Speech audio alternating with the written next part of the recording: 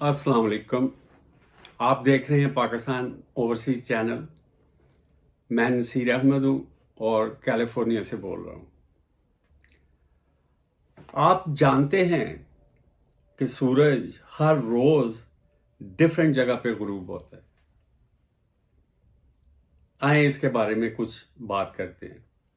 फ़र्ज़ करें ये 21 जून है, साल का सबसे लंबा दिन। और फ़र्ज़ करें ये 21 दिसंबर है, साल का सबसे छोटा दिन। जब सूरज 21 जून को यहाँ पे गुरूब होता है तो फिर इसके बाद इधर चलना शुरू कर देते हैं और आहिस्ता आहिस्ता 21 दिसंबर को यहाँ पे गुरूब होता है। यहाँ से यहाँ पहुँचने में सूरज को 6 महीने लगते हैं और फिर 21 दिसंबर को यहाँ पे गुरूब होने के बाद वापस इधर चलना शुरू कर देते हैं और फिर यहाँ पे 21 जून को पहुँचते हैं। इसको फिर यहाँ से यहाँ पहुँचने में 6 महीने लगते हैं। एक्चुअली सूरज तो ज़मीन के हिसाब से मूव नहीं करता, बल्कि ज़मीन सूरज के गिर्द घूमती है। चांद ज़मीन के गिर्द घूमता है और मुख्तलिफ मुल्कों ने बेशुमार सैटेलाइट्स छोड़े हुए हैं स्पेस में। ज़मीन उन तमाम सैटेलाइट्स को साथ लेके और चांद को साथ लेके सूरज के गिर्द घूमती है। ज़मीन ये सफ़र घुप अंधेरे में करती है और ज़मीन को एक चक्कर मुकम्मल करने में 365 दिन लगते हैं, 1 साल लगता है। फ़र्ज़ करें ये सूरज है और ज़मीन इसके गिर्द घूमती है, तो इसका मतलब है कि हम कभी सूरज की इस साइड पे होते हैं, कभी इस साइड पे होते हैं, कभी इस साइड पे होते हैं, लेकिन हमें इसका एहसास नहीं होता। और ये सिलसिला कब से जारी है? मैं तो हर सूरज के गिर्द बहुत ज़्यादा चक्कर लगा चुका हूँ।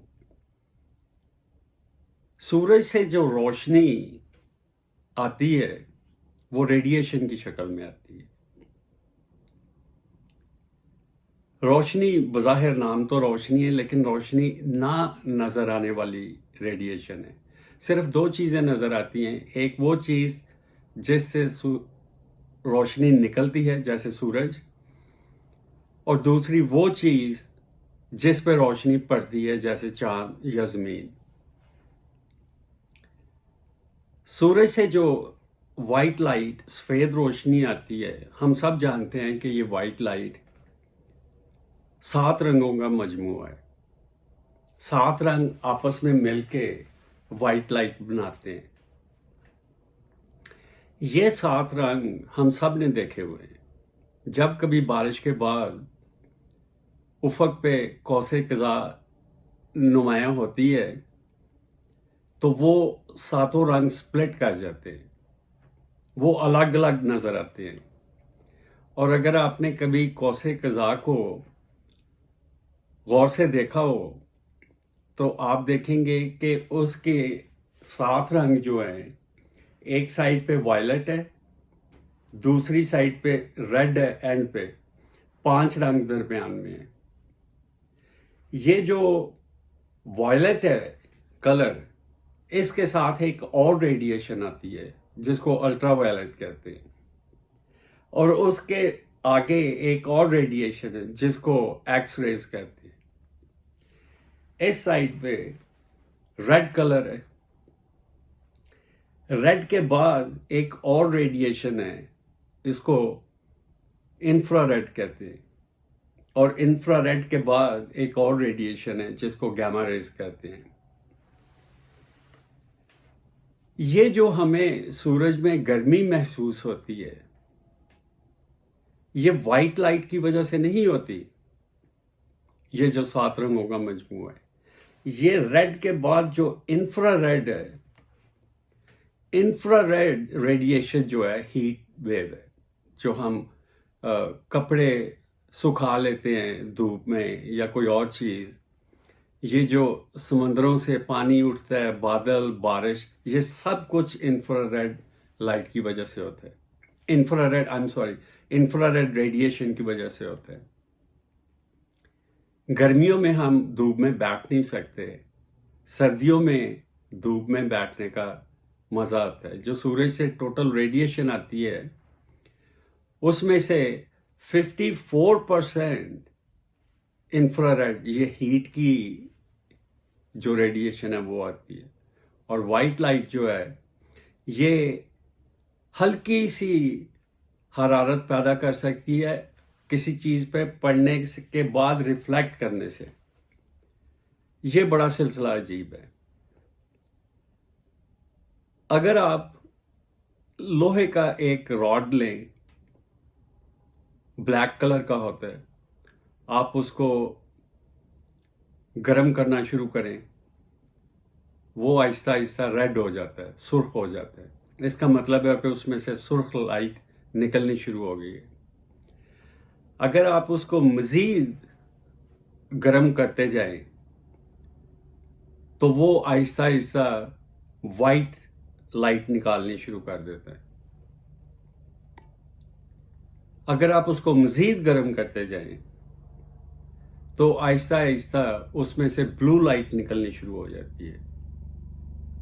इसका मतलब है कि जो मैटर है वो डिफरेंट टेम्परेचर्स पे डिफरेंट लाइट निकालता है।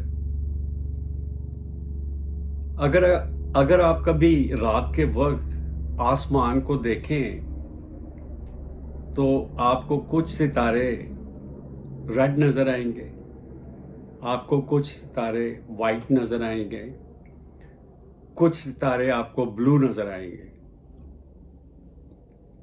साइंसदान इन सितारों का कलर देख के उसका टेम्परेचर कैलकुलेट करते हैं। सूरज भी इन सितारों में से एक सितारा है,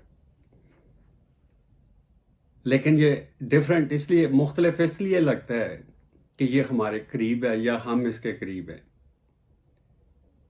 लेकिन सूरज अकेला नहीं, सूरज के साथ उसकी एक फैमिली है जिसको इंग्लिश में सोलर सिस्टम और उर्दू में निज़ाम शमसी कहते हैं।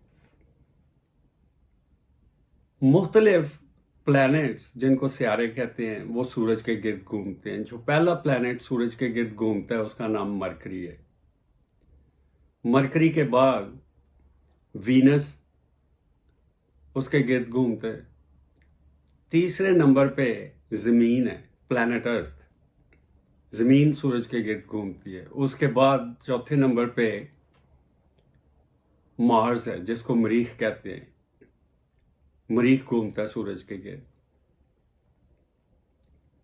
मरीख के बाद एक बेल्ट है बड़ी बड़ी छोटी छोटी रॉक्स की। कहा जाता है कि ये कोई एक नामुकम्मल प्लैनेट है जो बन ना सका, या एक ऐसा प्लैनेट है जो बना लेकिन टूट गया किसी वजह से, टुकड़े टुकड़े हो गया और उसके टुकड़े अब सूरज के गिर्द घूमते हैं। इसको एस्टेरॉयड बेल्ट कहते हैं। एस्टेरॉयड बेल्ट के बाद सूरज के गिर्द जो प्लैनेट घूमता है, वो जो सबसे बड़ा प्लैनेट है जुपिटर, वो घूमता है। जुपिटर के बाद सैटर्न, ये भी एक बहुत बड़ा प्लैनेट है, वो घूमता है। सैटर्न के बाद यूरेनस है। यूरेनस सूरज के गिर्द घूमता है। और फिर यूरेनस के बाद एक और प्लैनेट है नेपट्यून, वो सूरज के गिर्द घूमता है। और फिर आखिर पे प्लूटो है। प्लूटो सूरज के गिर्द घूमता है, वो बहुत दूर है। प्लूटो के बाद बहुत दूर स्पेस में कॉमेट्स का ढेर है। कॉमेट्स जो हैं वो सूरज के गिर्द घूमते हैं, लेकिन प्लैनेट्स तो गोल तकरीबन अंडे की शक्ल में या बॉल की शक्ल में गोल घूमते हैं, लेकिन कॉमेट्स जो हैं वो सूरज के गिर्द इस तरह से घूमते हैं कि अगर आप अपनी उंगली के ऊपर रबर बैंड लगा लें तो उसका जो नक्शा बनेगा, कॉमेट्स इस तरह से सूरज के गिर्द घूमते हैं। इंसान ने अभी तक वो कॉमेट्स नहीं देखे, बहुत ज्यादा चंद एक देखे हैं, क्योंकि वो इतनी दूर स्पेस में चले जाते हैं चक्कर लगाने के लिए। उनमें से कुछ तो मिलियंस ऑफ ईयर्स के बाद आते हैं, कुछ हजारों साल के बाद आते हैं, और इंसान की अभी इतनी उम्र नहीं हुई कि वो सारे प्लैनेट, सारे कॉमेट्स को देख सके। चंद एक देखें। वो बहुत जब वो सूरज के करीब आता है कॉमेट, तो उसमें से उसकी आइस जो है वो उड़ना शुरू हो जाती है और उसकी दुम बन जाती है। उसको उर्दू में दुमदार तारा भी कहते हैं या दुमदार सितारा कहते हैं।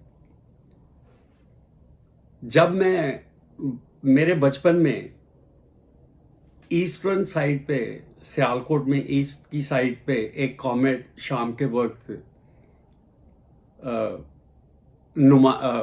नजर आता था, तो जब वो गुजरता है सूरज के करीब से, तो उसको कई दिन वो उफक पे नजर, वो स्पेस में नजर आता रहता है, दुमदार सितारा। वो उसकी जो दुम है, जो छोटी सी नजर आती है, एक्चुअली वो मिलियन माइल्स लंबी होती है।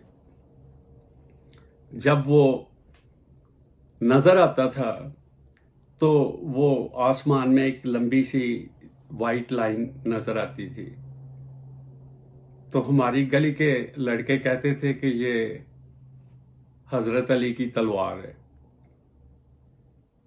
मैं यूं ही आपसे ये थोड़े से निज़ाम शमसी के बारे में और सूरज के गुरूब होने के बारे में बातचीत करना चाह रहा था। शायद ये कुछ लोगों के लिए इंटरेस्टिंग हो, कुछ लोगों के लिए बोरिंग हो, लेकिन ये एक अच्छी इंफॉर्मेशन है। इसका जानना, अगर आप इसको अंडरस्टैंड करना शुरू कर दें तो आप इसको एंजॉय करना शुरू कर देंगे। नाजरीन, आज के लिए इजाज़त दीजिए। अगले एपिसोड में मुलाकात करेंगे। अल्लाह आपको अपनी हिफाजत में रखे।